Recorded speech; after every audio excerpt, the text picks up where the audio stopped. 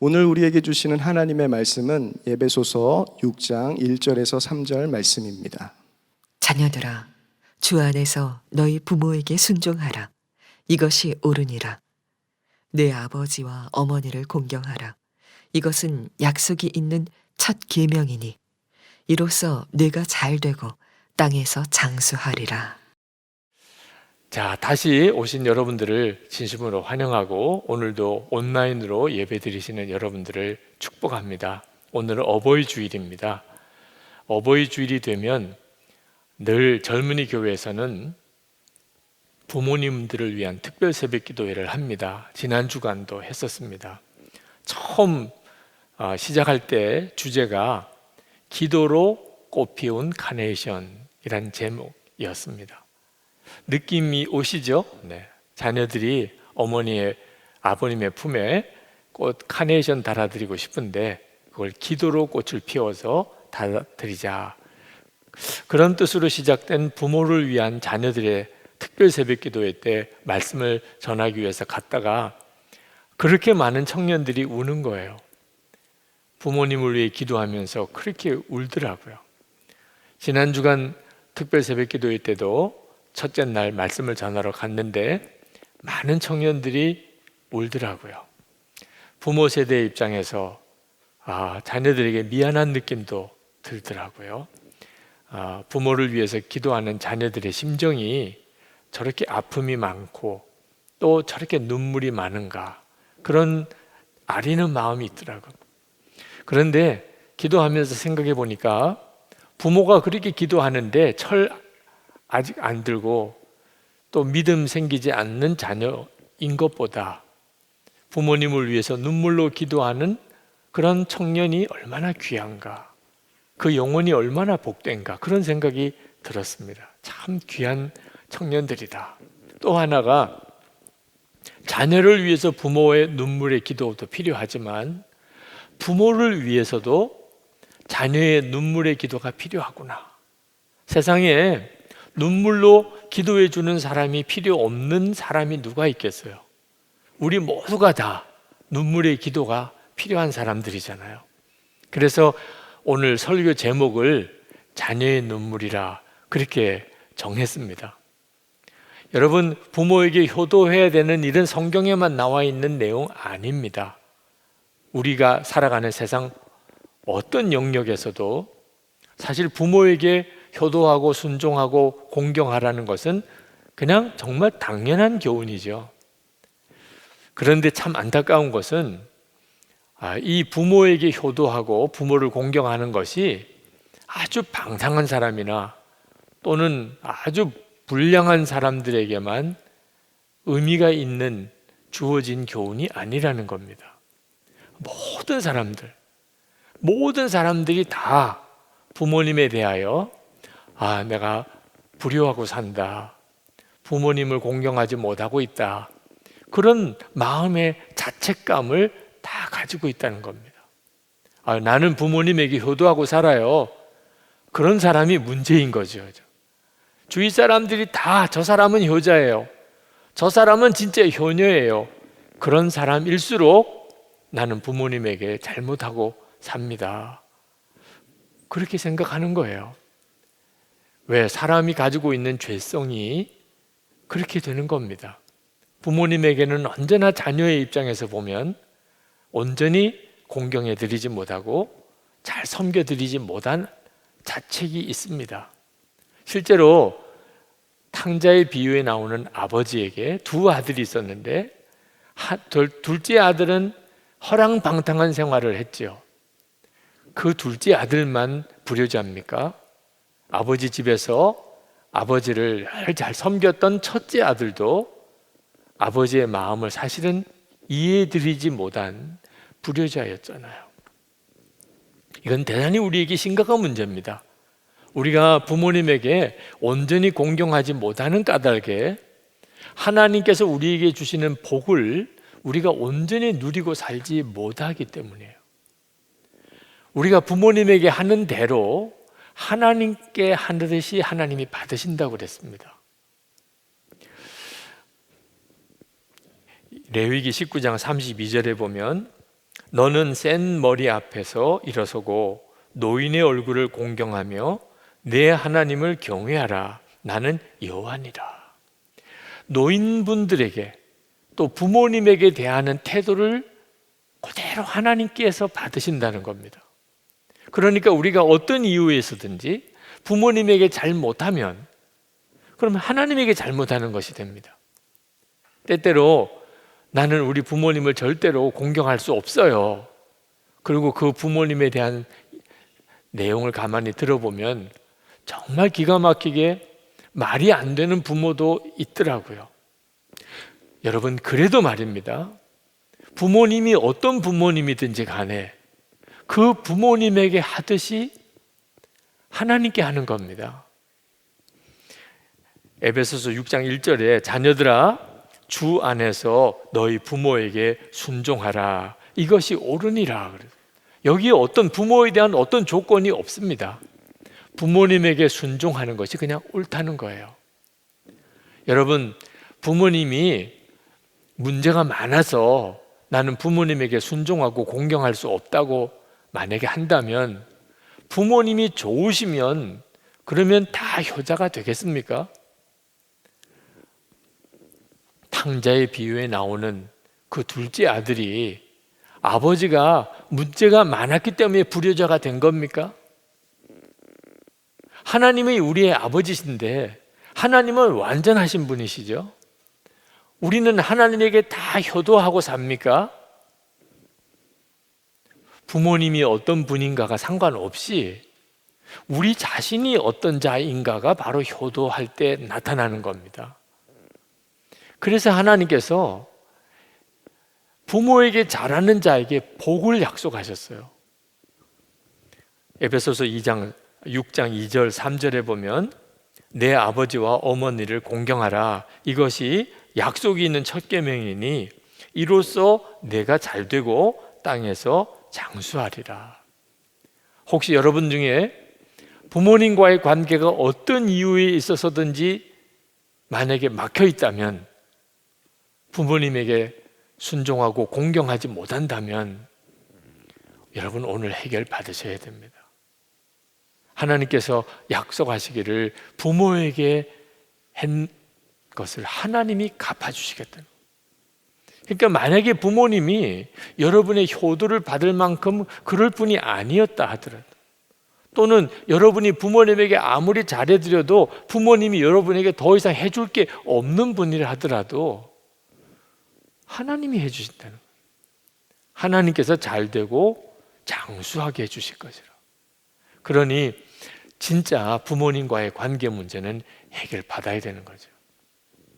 그렇다면 도대체 사랑은 내리사랑인 거고, 그죠? 우리가 은혜 받은 것은 금방 잊어버리고 상처받은 것만 오래 기억하는, 우리는 본성상 참 죄가 많은 사람인데 우리가 어떻게 부모님을 순종하고 공경하며 살 수 있을까요? 여기서 성경이 가르치는 것과 일반 세상이 가르치는 효도의 차이가 나게 됩니다. 성경은 우리에게 가르치기를 주 안에서 부모를 공경하라, 그렇게 말씀합니다. 주 안에서 하라는 거예요. 도대체 주 안에서 하라는 것은 어떻게 하는 것입니까?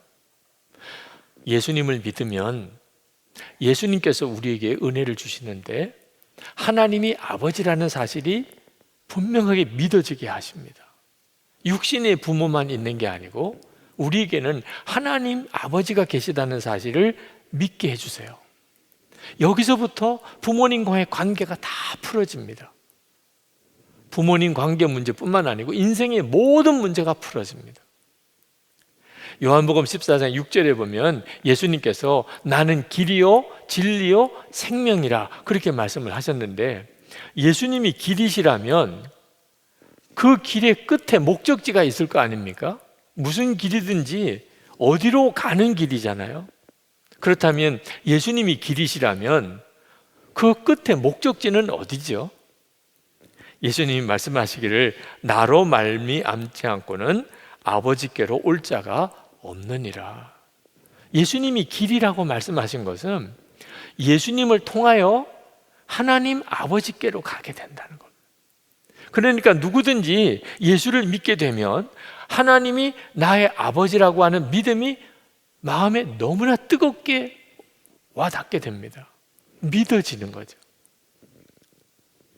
여러분, 여러분에게는 예수님 안에서 하나님 아버지가 계십니다. 근데 그 하나님 아버지는 여러분을 너무너무 기뻐하시고 여러분으로 인하여 즐거워하며 춤을 추시는 하나님이십니다. 스바냐 3장 17절 이렇게 말씀했습니다. 너희 하나님 여호와가 너희 가운데 계시니 그는 구원을 베푸실 전능자시라. 그가 너로 인하여 기쁨을 이기지 못하여 하시며 너를 잠잠히 사랑하시며 너로 인하여 즐거이 부르며 기뻐하시리라 하리라. 하나님께서 여러분들로 인하여 기뻐하고 춤을 추시면서 좋아하신다는 게 상상이 되십니까? 여러분 중에는 하나님이 내 아버지라는 말씀은 내가 알기는 알지만 하나님이 진짜 나를 보시고 그렇게 기뻐하고 춤을 추시며 좋아하실까? 아직도 안 믿어지시는 분들이 있으실 거예요. 우리가 진짜 예수를 믿었다면 이 복과 은혜만큼은 분명하게 받아야 합니다. 혹시 여러분이 부모님으로부터 사랑한다는 말 한마디 제대로 못 들어봤다, 그런 분이라도 좋아요. 하나님 아버지께서 여러분에게 끊임없이 사랑한다, 사랑한다, 사랑한다 하세요. 이사야 43장 1절에서 4절까지 보면 이렇게 말씀합니다. 야곱아, 너를 창조하신 여호와께서 지금 말씀하시느니라. 이스라엘아, 너를 지으시니가 말씀하시느니라. 너는 두려워하지 말라. 내가 너를 구속하였고 내가 너를 지명하여 불렀나니 너는 내 것이라. 4절에 내가 내 눈에 보배롭고 존귀하며 내가 너를 사랑하였은즉 내가 내 대신 사람들을 보내어주며 백성들이 내 생명을 대신하리니. 성경은 일관되게 하나님께서 우리를 너무너무 사랑하시고 우리로 인해 기뻐하시고 모든 것을 다 주고도 우리를 바꾸지 않으신다는, 천사가 그 사실이 믿어지지 않을 정도였습니다. 우리가 바로 이 점이 믿어지게 될 때 하나님이 정말 내 아버지시고 나를 사랑하신다, 그게 믿어질 때 우리의 인생이 확 바뀌어버립니다. 여러분, 직장에 다니는 직장인이 사장이 나를 특별히 사랑한다고 믿어지면 직장 생활이 얼마나 편하고 또 재밌겠어요. 사장이 나를 특별히 사랑한다. 여러분, 학교 다니는 학생이 선생님이 나를 아주 특별히 사랑한다고 그게 믿어지면 학교 가는 게 얼마나 즐겁겠어요. 하물며 천지를 지으신 하나님, 천지를 주관하시는 하나님이 나를 아시고 나를 특별히 사랑하신다고 이 사실이 믿어지면 우리가 살아가는 세상이 얼마나 놀라웠게 바뀌겠습니까? 진짜 살맛이 나겠죠. 그 순간에 우리의 삶의 전환점이 와요. 이게 바로 하나님의 자녀가 되는 권세를 말합니다. 사도 바울이 고린도전서 13장 11절에서 내가 어렸을 때에는 말하는 것이 어린아이 같고 깨닫는 것이 어린아이 같고 생각하는 것이 어린아이 같다가 장성한 사람이 되어서는 어린아이의 일을 버렸노라 그랬습니다. 여러분들은 어린아이는 아니죠? 아마 여러분 보고 어린아이라고 말하면 대단히 불쾌하실 거예요. 그런데 어린아이의 일은 다 버리셨나요?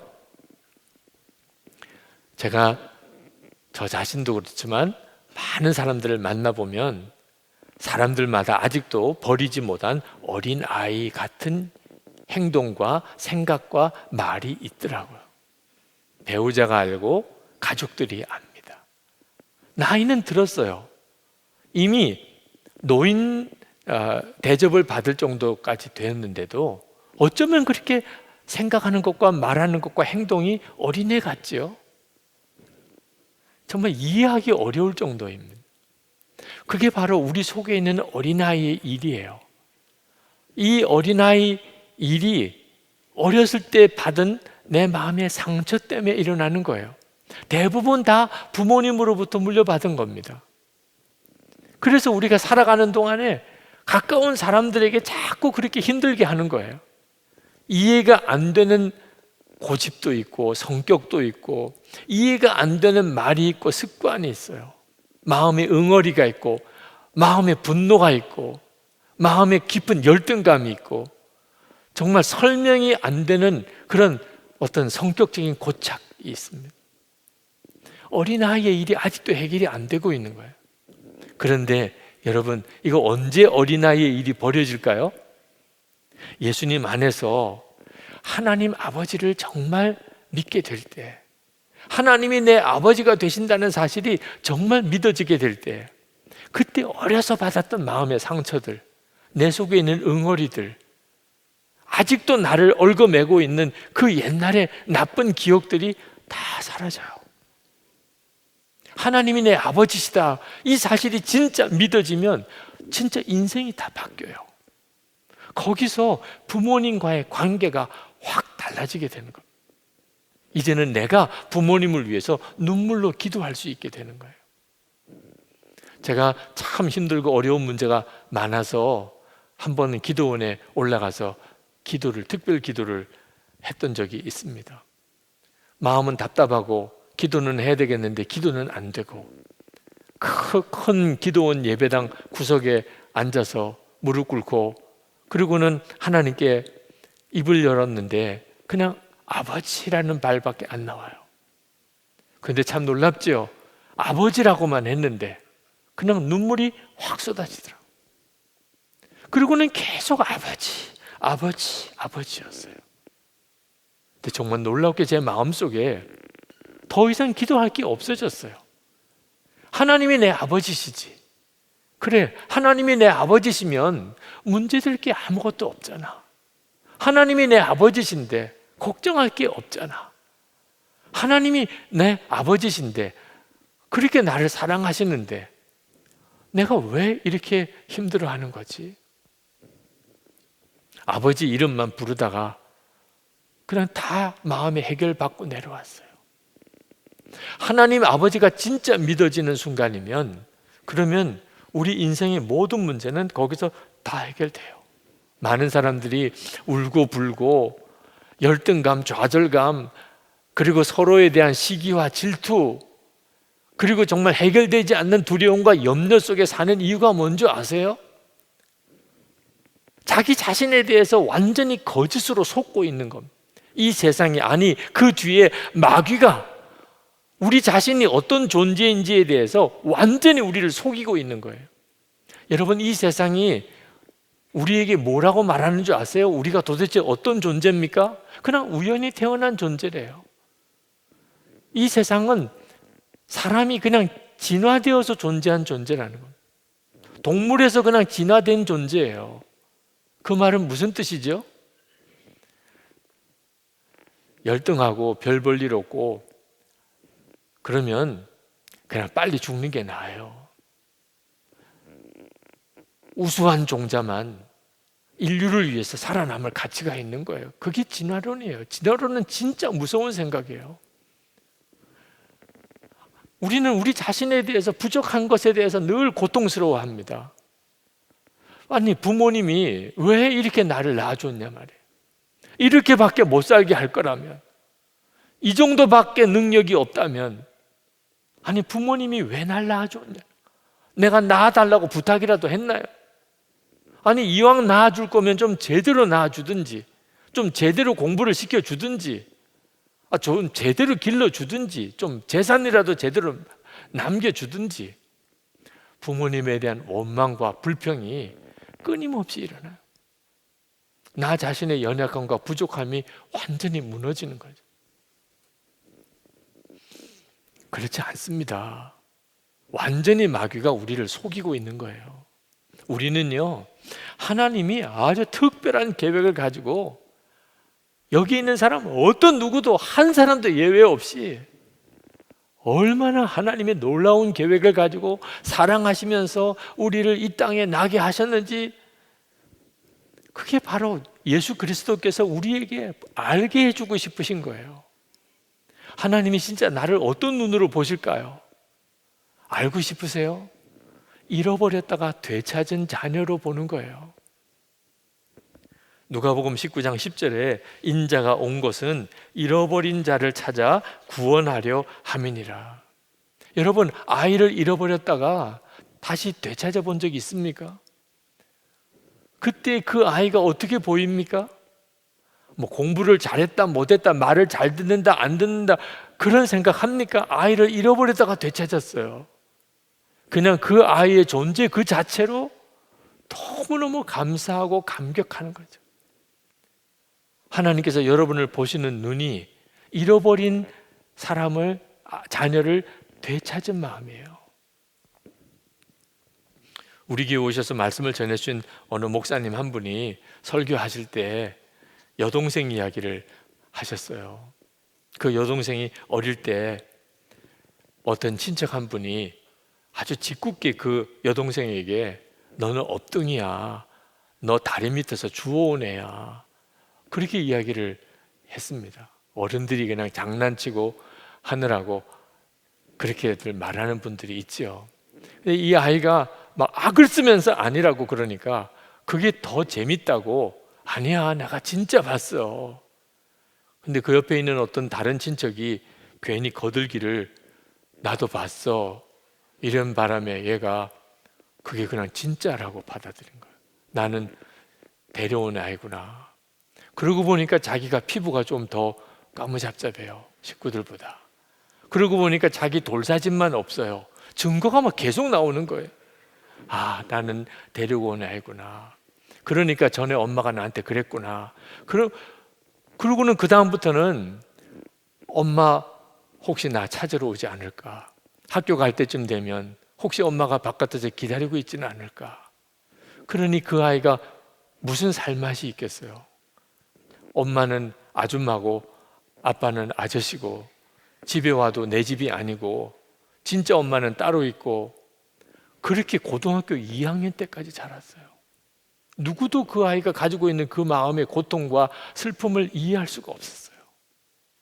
진짜 친엄마 친아빠가 아니라고 믿은 거예요.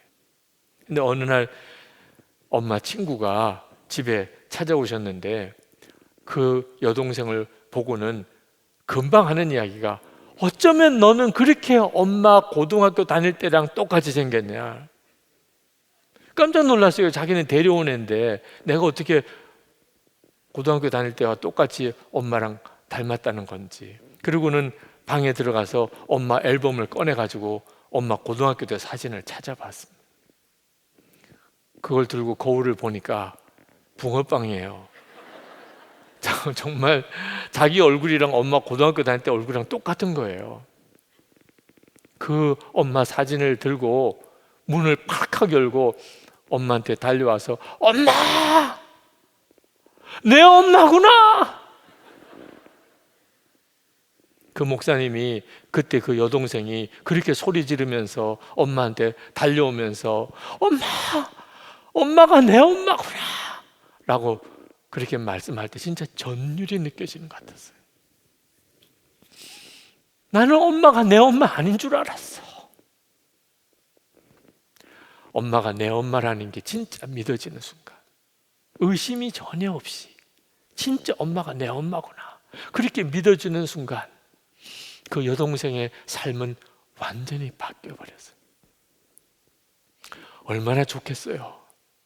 이 집은 내 집이고, 그리고 이분은 내 엄마고 이분은 내 아빠고, 의심 없이 믿어져. 가정의 기쁨, 그게 모든 것의 기쁨이죠. 여러분, 우리가 하나님이 아버지라고 아무리 많이 들어도 하나님이 진짜 내 아버지시구나, 이게 믿어지는 순간에 세상은 다 달리 보이게 된다니까요. 그거 하나가 아직도 안 믿어지니까, 하나님이 진짜 내 아버지 맞나? 육신의 아버지는 별의별 분들 많지만 하나님 아버지는 전혀 그렇지 않으세요.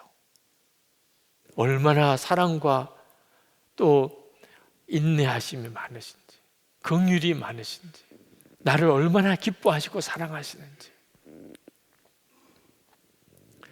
정말 그럴까?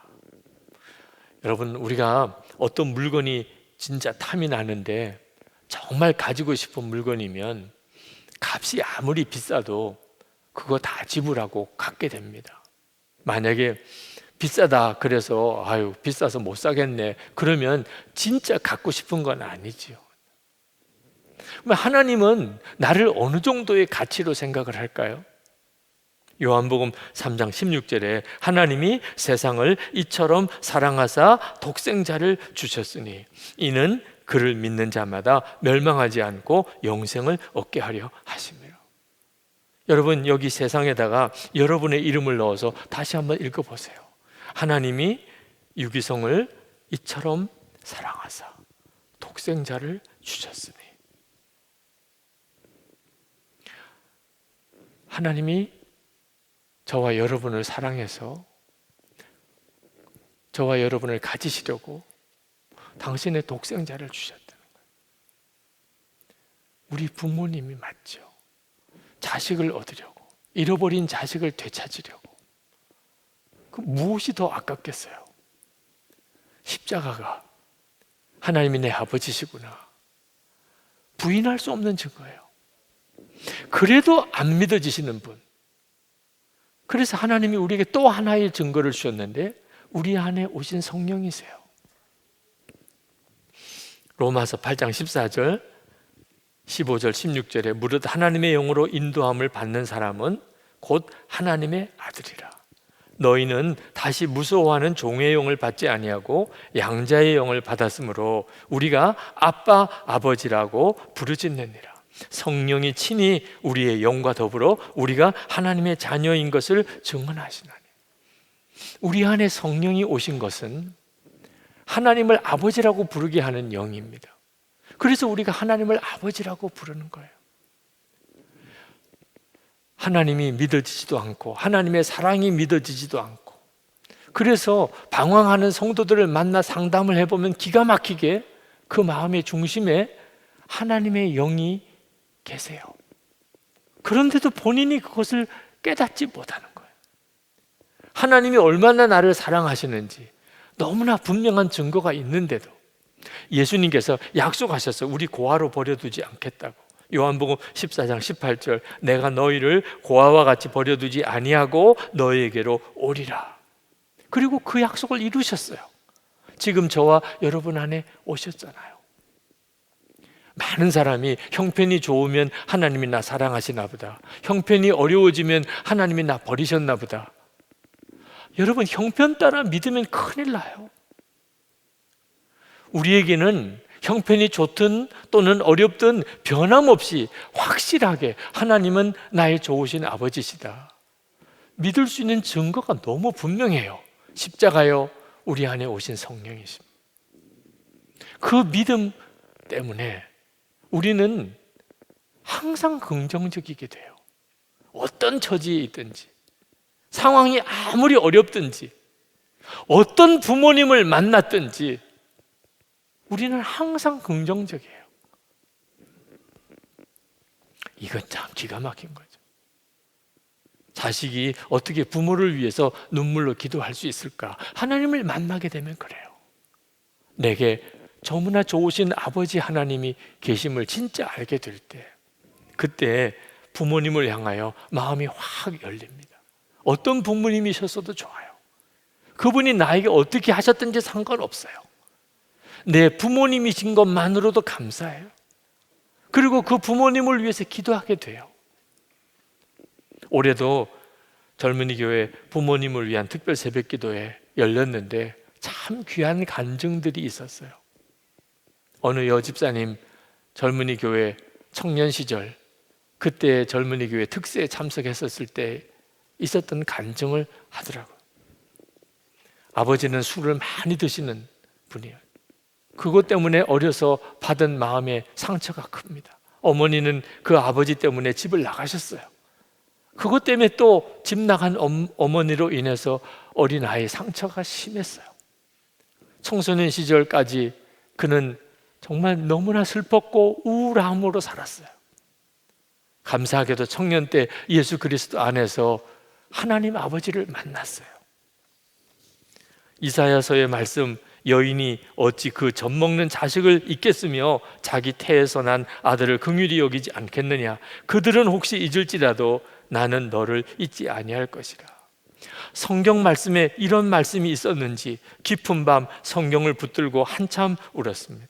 육신의 부모는 혹여 나를 잊을지라도 절대로 나를 떠나지 아니하시는 하나님 아버지의 사랑이 저를 평안으로 이끄셨고 안심시켜 주셨습니다.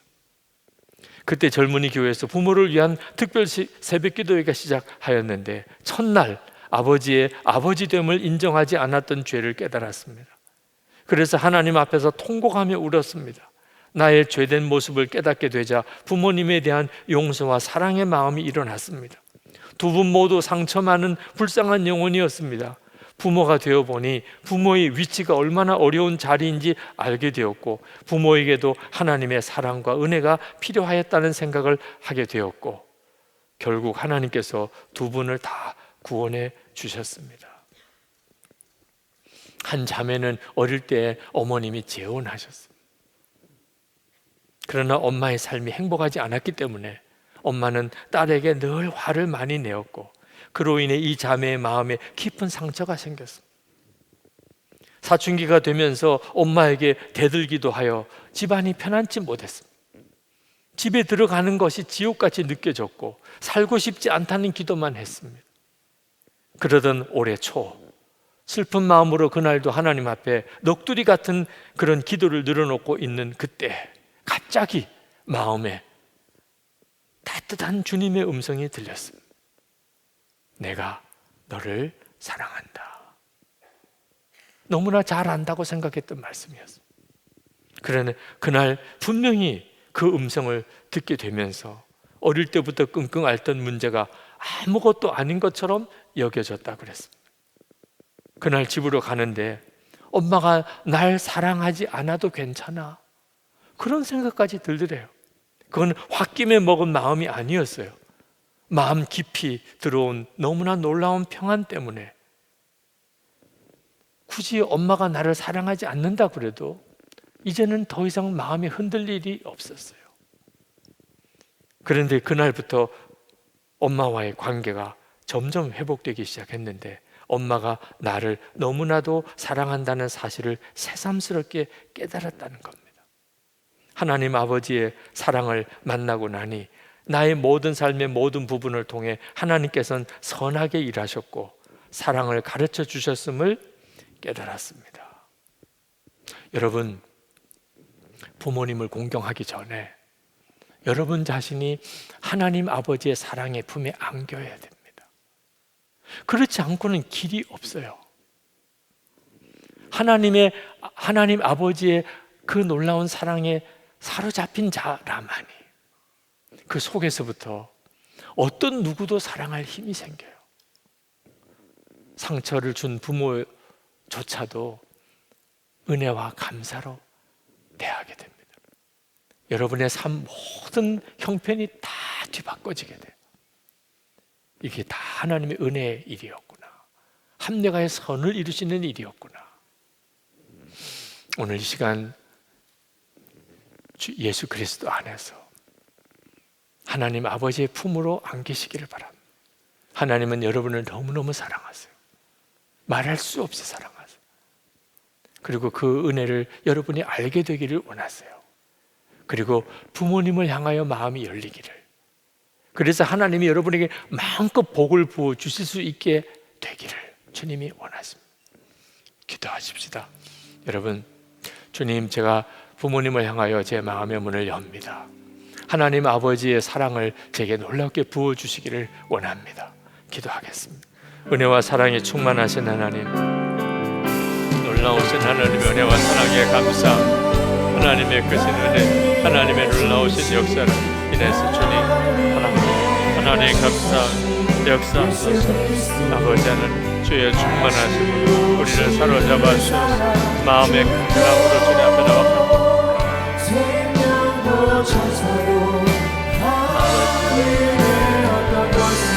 놀라우신 나의 하나님, 크고 놀라우신 주님, 은혜의 은혜로 도와주시고 하나님의 역사하신 하나님, 사랑하는 성도들이 하나님의 은혜로 주님의 역사를 보여주시기를 원합니다. 하나님 모든 막힌 것을 다 풀어주시고 하나님 저들의 마음의 모든 응어리를 다 푸시고 모든 억울한 일 모든 나쁜 기억들이 다 씻어지게 하시고 아버지 하나님의 말할 수 없는 사랑 예수님 안에서 허락하신 아버지 하나님에 대한 분명한 확신으로 채워주시기를 원합니다. 은혜 안에 살게 하소서. 하나님 사랑과 용서 안에 살게 하여 주셔서 흘러보내게 하소서. 아버지 하나님 오늘도 예배하는 주의 사랑하는 모든 성도들 위해 성령과 말씀의 역사를 더하여 주소서.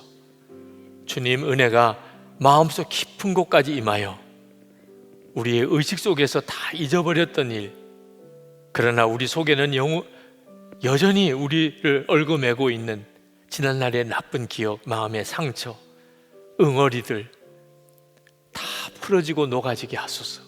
예수 그리스도 안에서 부어주시는 그 보혈의 놀라운 은혜 말할 수 없는 하나님 아버지의 사랑하는 성도들에게 충만하게 부으시고 또 부어주소서. 아버지의 손을 붙잡고 정말 소풍 가는 어린아이 같은 심정으로 다시 한번 우리의 삶을 시작하게 하소서. 어떤 어려움과 어떤 절망 가운데 있을지라도 두려워하지 않게 하소서. 하나님이 나의 아버지시니 염려하지 않게 하소서. 오직 사랑하고 또 사랑하고 또 사랑하고 살게 하소서. 부모님과의 관계에 맺힌 것을 다 푸소서. 하나님 부모님과의 관계에 어그러진 것을 다 바로잡아 주소서. 하나님의 은혜와 복이 흘러 들어오지 못하게 가로막는 것들이 다 이 시간에 풀어지게 해결되게 하여 주옵소서. 마음 속에서부터 해결되게 하소서. 하나님의 아버지시니 주님 상관없습니다. 하나님 아버지시니 충분합니다. 하나님 아버지가 되시니 주님 그냥 감사할 뿐입니다. 하나님 오늘도 예배하는 사랑하는 성도들 감사의 예물을 주님께 봉헌해 드립니다. 하나님께서 은혜와 복으로 충만하게 채우소서. 교육관 건축을 위해 특별 헌금을 했습니다. 이제 또 이 일에 참여할 성도들도 있습니다. 하나님 다음 세대 위에서 기가 막힌 교육관이 지어지고 그곳에서 복음의 역사가 일어나게 하소서. 성도들이 이 일을 위해 헌신하고 심은 것이 다 복의 씨가 되게 하소서. 또 약속한 것을 능히 지킬 수 있는 감당할 수 있는 힘도 주옵소서. 성도들이 기업에 복을 주시고 살 길을 열어주소서. 오늘도 마음의 심령에는 은혜가 충만하며 병든 몸이 깨끗이 고침을 받게 하시고 가정에 은혜의 부흥이 일어나고 성도들의 삶에 하나님의 은혜, 하나님의 생수의 강이 흘러 넘치는 것 같은 역사가 있게 하옵소서. 하나님 이 나라와 우리 민족을 주님의 손에 부탁합니다. 하나님을 경외하는 나라가 되게 하소서. 북한에 있는 주민들 온전한 자유와 복음을 누리게 하소서. 김국기 목사님, 김정문 목사님, 최충길 선교사님, 장무성 집사님 속히 석방되게 하여 주옵소서. 선교사님들 하나님 긍휼히 여기소서. 하나님의 은혜 중에 붙잡아 주소서.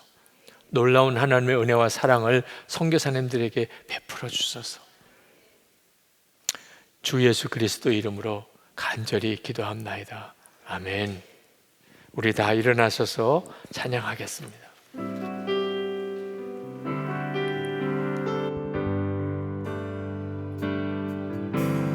아버지 사랑 내가 노래해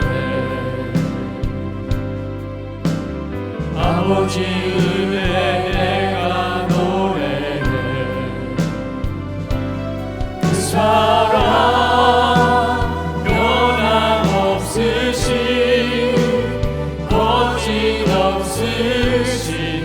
성실하신 그 사랑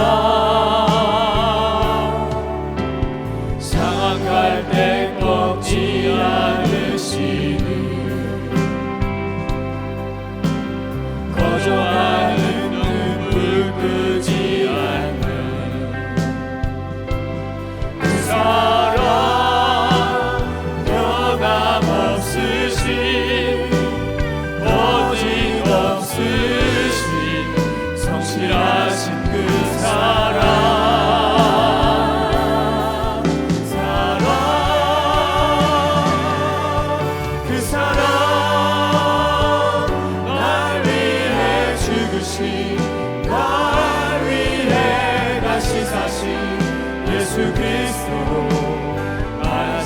오실 그 사랑 죽음도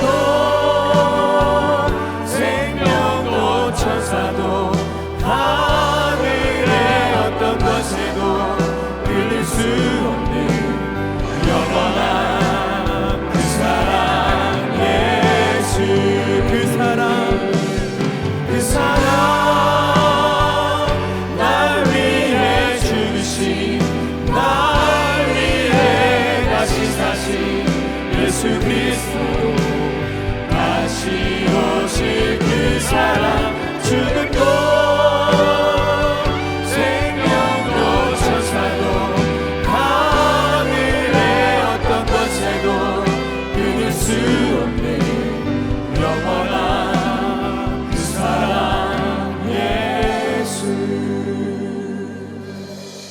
한 가지만 광고하고 기도하겠습니다. 우리 선교사님들 중에 갑자기 한국에 나오셔서 지금 임지로 돌아가지 못하시는 선교사님들이 상당히 많아졌습니다. 그 선교사님들이 갑자기 거처할 곳을 마련하기가 참 어려워졌습니다. 지금 한국에 있는 거의 모든 선교사님 게스트하우스가 완전히 다 차 있습니다. 선교사님들의 사정을 들으니까 많이 딱하신 형편이신데, 혹시 여러분 중에 또는 영상으로 이 예배를 들으신 분 중에 얼마 동안이라도 선교사님들을 위해서 거처를 좀 제공하실 수 있는 분들이 있다면 교회로 연락을 주시기를 바랍니다. 기도하겠습니다. 주 예수님의 은혜와 아버지 되시는 하나님의 말할 수 없는 사랑하심과 지금도 우리와 함께 계시는 보혜사 성령의 교통하심이 예배하고 돌아가는 모든 성도들, 가정에서 지금 있는 초소에서 예배하는 주의 사랑하는 모든 성도들과 함께 하시기를 축원하옵나이다. 아멘.